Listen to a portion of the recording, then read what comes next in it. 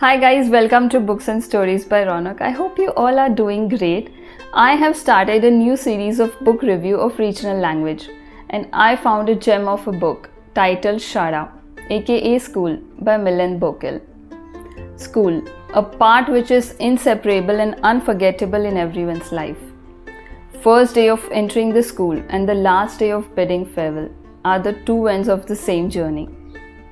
All of us must have cried on the first day of school for not wanting to enter it, and had eyes filled with tears on the last day of 10th standard for not leaving school. There is immense love and happiness in these tears. God knows what chemistry is built in school's strict environment, that it always drives us down the memory lane. We do not need much to get back to the school. What is needed is only memories. And a book written by Milind Bokil called Shara. The book Shara is written by famous writer Milind Bokil is an epitome of memories that gives us a sense of relief. It makes us nostalgic and drives us down to our school days. It makes us wander in the memories of our school. The words in the book are so memorizing that it could be read even if our eyes get blurred. The book is set in the mid-1970s and takes you through the life of a 14-year-old boy experiencing the first pangs of love. I didn't think that a 14-year-old boy can hold me up to 300 pages. When I came across this book, even I was surprised at how can the love story of a 14-year-old boy would interest me. That era of school life was quite simple. We had no knowledge of the outer world as we were not much exposed to the TV or the internet or mobile phones.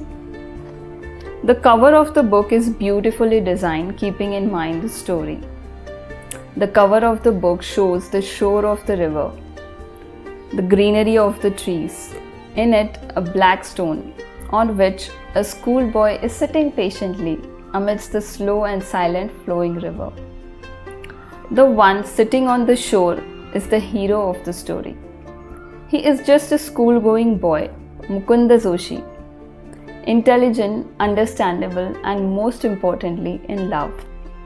And the one he falls in love with is the heroine of the story, Shirodkar, his first love. And the witness to all these events is the school. The love story, the story of the book is quite simple but also common, and that makes it very special. When you read the book, your memories and the storyline will go hand in hand. We have Joshi, the main hero of the story, and his friends Surya, Chitrya, Faudya, and they have their own crushes. तो ये चारों अपनी crush का attention पाने के लिए बचकानी उटपटांग हरकत करते हैं, जो बहुत ही स्वीट, फनी और इनोसेंट लगती है. जब आप ये बुक पढ़ोगे तब आपको पता चलेगा कि ऑथर ने काफ़ी डिटेलिंग में इसे बहुत छोटी छोटी चीज़ें ध्यान में रख के ये बुक लिखी है. जैसे कि आप पूरी बुक पढ़ लोगे बट आपको जो हमारा हीरो है उसकी क्रश का नाम नहीं पता चलेगा. उसके पीछे एक रीज़न है. उस टाइम पे उस दौर में अगर हमारे कोई फ्रेंड का अगर क्रश गुजरता था सामने से तो हम कभी उसे नाम से नहीं टीज़ करते थे, हम हमेशा सरनेम से टीज़ करते थे. तो ये बात का, इतने छोटी सी बात का ऑथर ने यहाँ पे मेंशन किया है, दिखाया है. And I feel that makes the book very special. Book 70s के एरा की है. उस टाइम पे कोई मोड ऑफ कम्युनिकेशन नहीं था, नॉट लाइक टुडे, ना व्हाट्सएप, ना फेसबुक, ना Instagram. 1-to-1 communication was the only medium they had. इस बुक में जो लव स्टोरी है वो बहुत सिंपल है और अगर गौर से पढ़ा जाए तो वो लव स्टोरी नहीं है, वो एक म्यूचुअल अट्रैक्शन है जो उस एज में बहुत कॉमन होता था. हीरो अपनी हीरोइन का और द मेन हीरो वो जो अपनी हीरोइन का अटेंशन पाने के लिए जो कुछ भी करता है वो सिर्फ उससे बातें करने के लिए करता है. And that I felt is the best part of the book. The love portrayed in the book by the author is not physical attraction. It is not lust. ऐसा नहीं है कि वो उसे हासिल करना चाहता है, वो बस उससे फ्रेंडशिप करना चाहता है, उससे बातें करना चाहता है. और हम लोग हमेशा से मसाला बॉलीवुड मूवीज़ देखते आए हैं, क्या होता है मूवीज़ में, एक लड़का होता है, एक लड़की होती है, उनका लव ट्रायंगल होता है, उनके बीच में प्रॉब्लम्स आते हैं। तो सिमिलरली इस बुक में भी ऐसे ही होता है। मुकुंद जोशी जो इस बुक का मेन कैरेक्टर है, वो अपनी क्रश शिरोडकर का अटेंशन पाने के लिए, उससे बातें करने के लिए मोमेंट्स ढूंढता है। जैसे कि वो वही ट्यूशन क्लास ज्वाइन करता है जहाँ उसकी क्रश जाती है, उसके घर के इर्द गिर्द चक्कर लगाता है ताकि उससे टकरा जाए और उससे बात हो। वही मंदिर में जाता है जहाँ उसकी क्रश जाती है। सो ये जो छोटी छोटी चीज़ें हैं, ये इसमें बहुत सुंदर तरीके से, बहुत ब्यूटीफुली दिखाई है। Once you start reading this book, you cannot put this book down. You can relate to each and every character. Characters which probably were present in your school time. Life is so ironic. आज जब हम school में थे तब हम freedom चाहते थे, school के रूल से, पढ़ाई से, और आज जब हमारे पास फ्रीडम है तो हम ये सोचते हैं कि वही टाइम वापस आ जाए। सिमिलरली इस बुक में भी हमारा हीरो यही सोचता है।